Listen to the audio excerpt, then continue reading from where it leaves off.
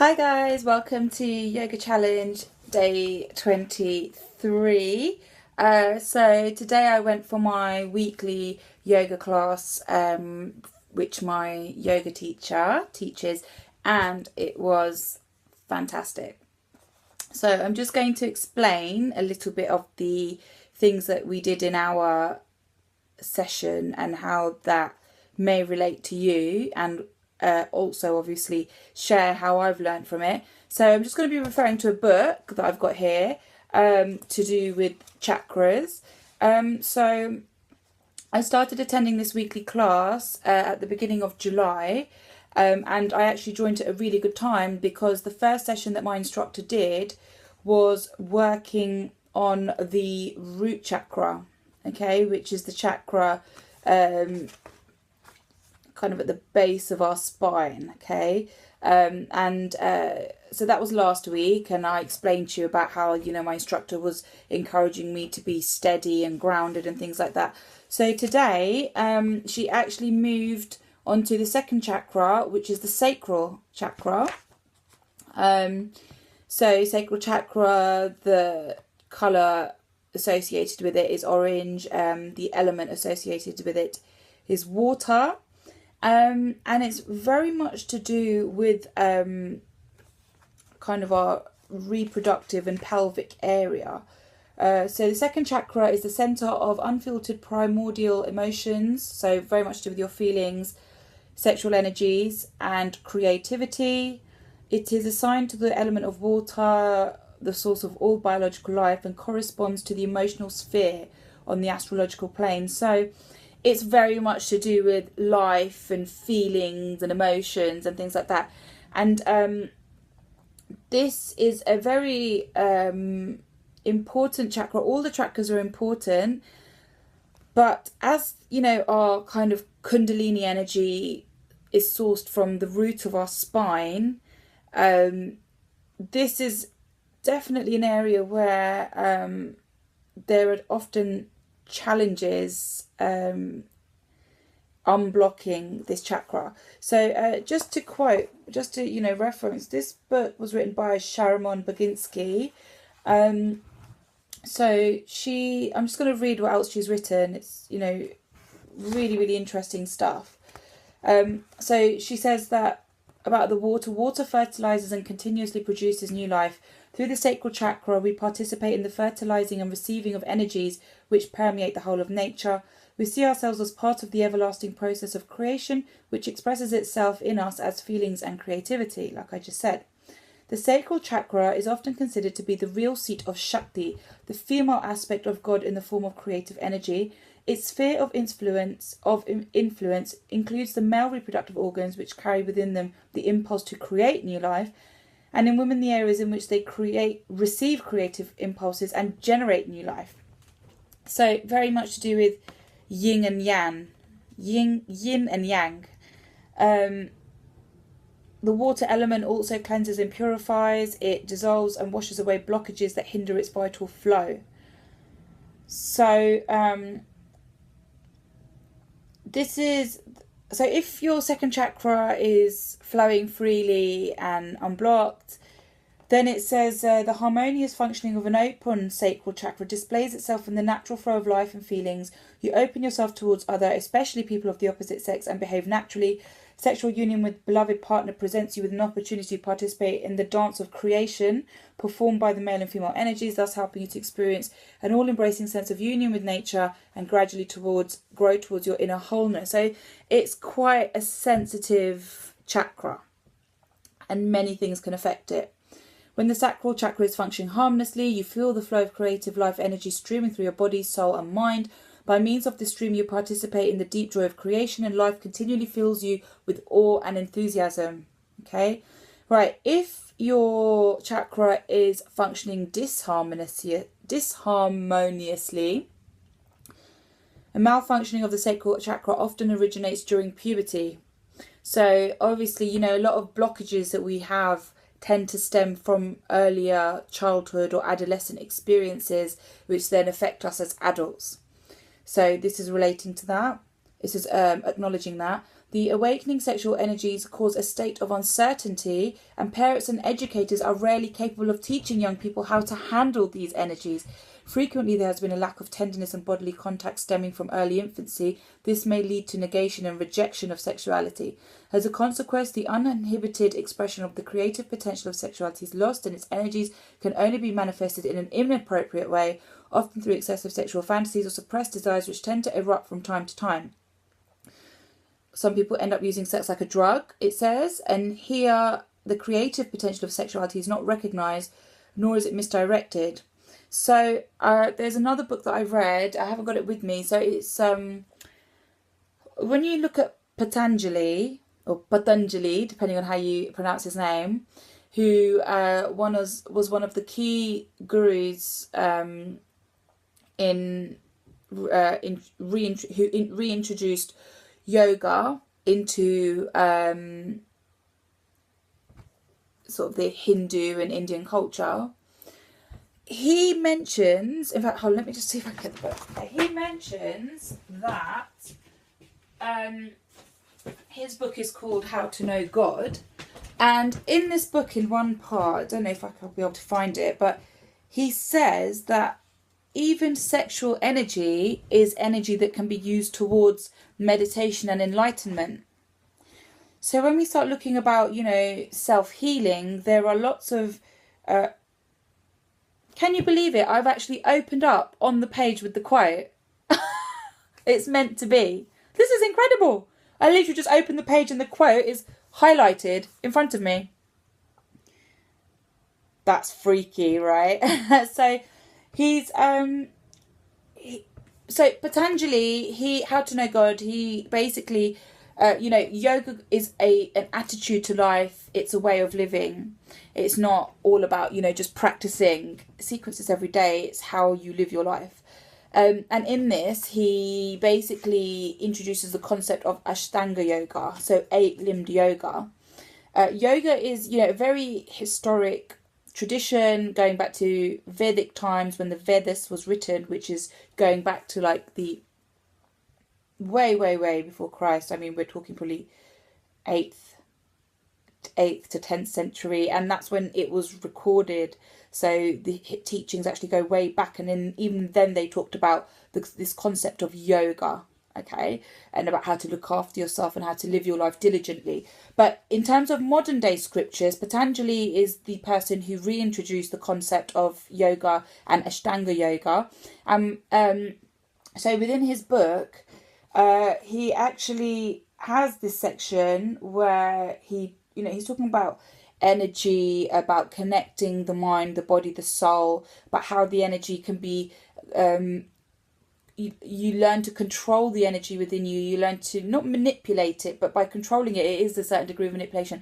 Manipulate that energy within you so that you control your senses, you control your feelings, which means you're controlling your thoughts. And the more you do that, kind of that energy rises from the base of your spine and works through the chakras until you kind of reach the base of your head, which is when you would experience nirvana or enlightenment or whatever you want to call it. So any kind of energy that we use in life is energy. Okay, so some of us might use it in the form of exercise, some of us use energy in the form of painting, some of us look at things as we're looking at the sacral chakra, kind of that intimacy, affection, and our perception of recreation. Okay, so recreation, the reason I'm talking about this is because recreation sex is something that we can't get away from. You can't ignore it. We're all here because that happened, and therefore we are born, and it's something that continues to happen. But it's such a taboo subject. People obviously feel quite shy talking about it, or they feel modest, addressing it, and or culturally it's not deemed as very acceptable to talk about it. This idea that the act of sex is something that's purely for procreation, but as we've moved into this 21st century, that's changed, and that's often where conflicts occur between different cultures, especially you know, between the West and the East. You know, there's big differences in thinking there, but now the East are beginning to adopt Westernized thinking, and West are beginning to adopt Easternized thinking. So if you've experienced some kind of, you know, trauma or lack of intimacy or touch or feeling, not even in a, you know, sexual way, even in a genuine, you know, way, just in the way you've been raised, or, you know, or if something's happened during your childhood adolescent stage, then that can create blocks in your sacral chakra. And then that kind of, you know, doesn't, a blocked sacral chakra then would then affect your root chakra, which would mean that you may find it difficult to engage yourself with your surroundings and ground yourself with your environment and, you know, the earth. And it also then blocks energy from flowing up through your other chakras, which is where, you know, eventually we want to be able to lead our energy towards, so that we're always in a higher state of thought, as opposed to being stuck in feelings of confusion or hurt, or, you know, all these other kind of repressed feelings. So repression in that area of your life could lead to a block in this chakra. And as I was about to say, in this book, he even says, and then, you know, some people become very reliant on the act of sex, and but so whichever way your issue lies, it's all energy. And as he says here,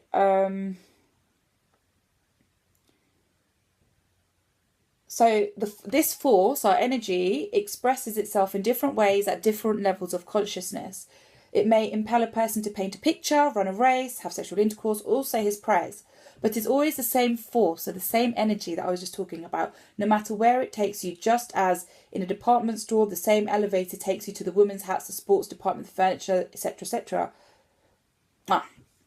So what it's saying is that same energy within you, they've used the analogy of a department store, how one lift travels from the base upwards, but it can take you to all these different places. In the same way, our energy starts at the bottom.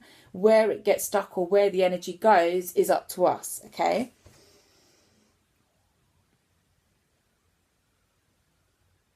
And actually, it refers to Sigmund Freud, a psychotherapist, who actually also said that I don't actually want to go, because he mentions religion. I don't really want to get into the religion discussion. But anyway, so then Freud supported this, and Patanjali, who's an ancient, you know, expert in this field, said that sex is nothing but potential religion. If you use the same energy for a higher purpose, you will obtain enlightenment. And then he starts to talk about Kundalini yoga and how we can use breathing to help us engage with those energies. Anyway, so on that note, so today, because the element associated with the sacral chakra is water, a lot of the sequences we did were very flowy, very much using the breath, exhaling with the breath, moving on the inhale, moving again on the exhale. So, you know, that is a way of learning to slowly control the energy within your body. And then you begin to, you know, so you begin to connect with that energy, and you feel the energy, you relate to the energy, you can identify the energy. So this energy I keep referring to is called prana. So today, there was lots of flowy sequences. So some people call that vinyasa yoga, doing a flowy sequence. And so by the end of it, I felt really, really just almost a bit gooey and like as if I was plasticine or something. Really just soft and I felt very cleansed.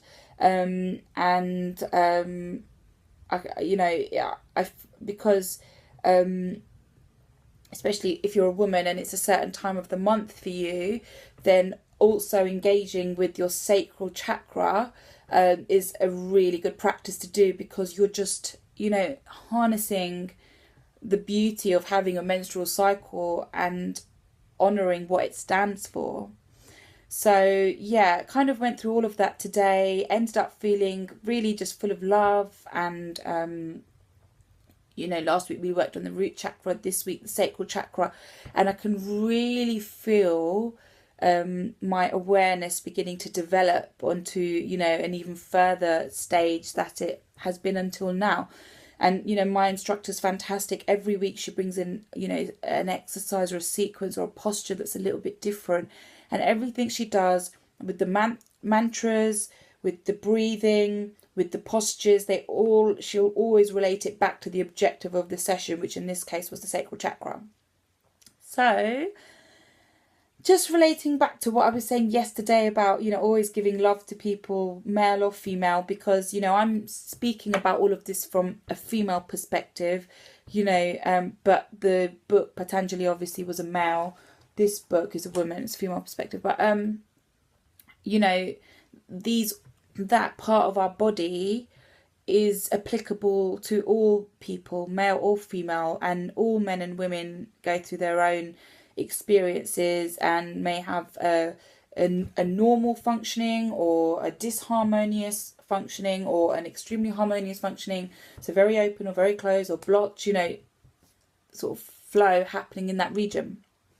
So I guess the message is to just be aware of, every time you're doing a yoga practice, what does it mean? Why are we doing it? I always come back to this question. Why do we do these exercises? Why are we doing yoga? What is the purpose of it? And, I'm no expert in the field, but all I'm trying to do is shed some light from my experience and my education and my reading and my background. And the idea is to, continuously expand your awareness and increase the knowledge, because knowledge is limitless, so the more we know, the better.